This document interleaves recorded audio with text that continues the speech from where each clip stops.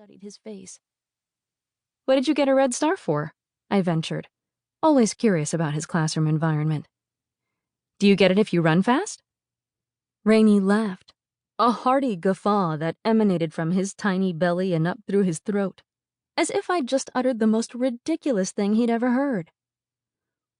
"Mom, I never get a star for running in the classroom," he said, smirking, large brown eyes dancing. "I get it for sitting still." Sitting still? I immediately recognized the error in my assumptions.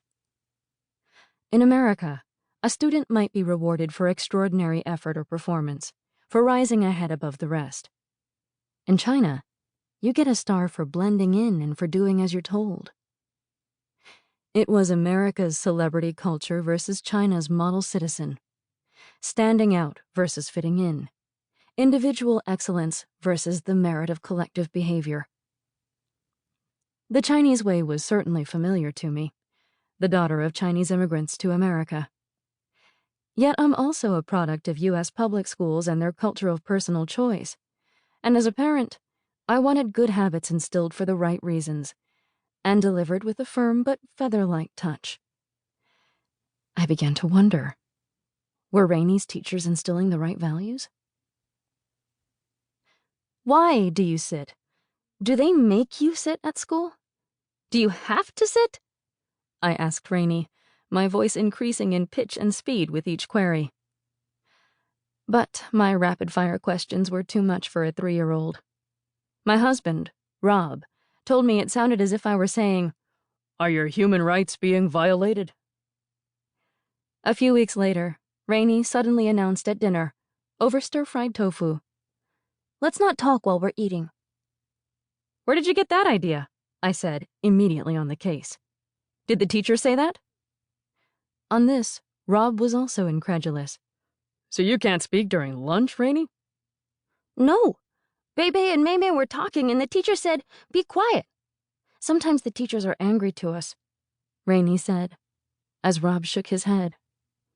Some of the fondest memories from my Texas childhood come from the school lunch table. There we learned to barter peanut butter for ham sandwiches, negotiate play dates and Friday night meetups, and collect votes for student council elections. And we forged friendships with as much noise as we could muster.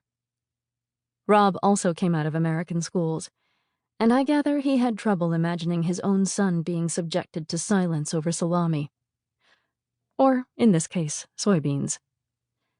Cultivating a superstar student in China, I'd come to learn, started with impulse control at the earliest age. Jammed into rows alongside his 27 Chinese classmates, planted in a miniature chair, my son had learned to arrange each hand on its corresponding knee, back erect and feet positioned in parallel. He learned never to squirm in his seat or allow a foot out of place, for there was no faster way to draw a teacher's ire. He understood that he shouldn't ever touch the student next to him, talk when the teacher is talking, or stand up for water without permission. Above all, he learned the last thing he wanted was to draw attention to himself. The red star was his reward for sitting mute in a chair, and my son proved a stellar trainee.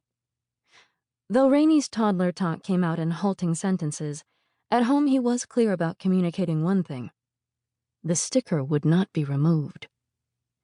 Rainey brandished the red star at the dinner table, forehead tilted proudly toward the ceiling.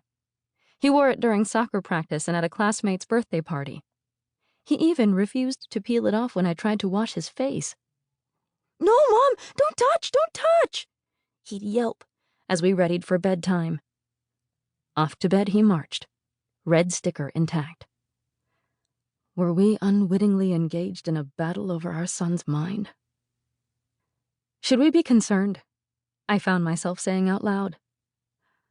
"Don't worry about it," my husband would respond, though sometimes I saw his forehead furrow too. I couldn't help but worry.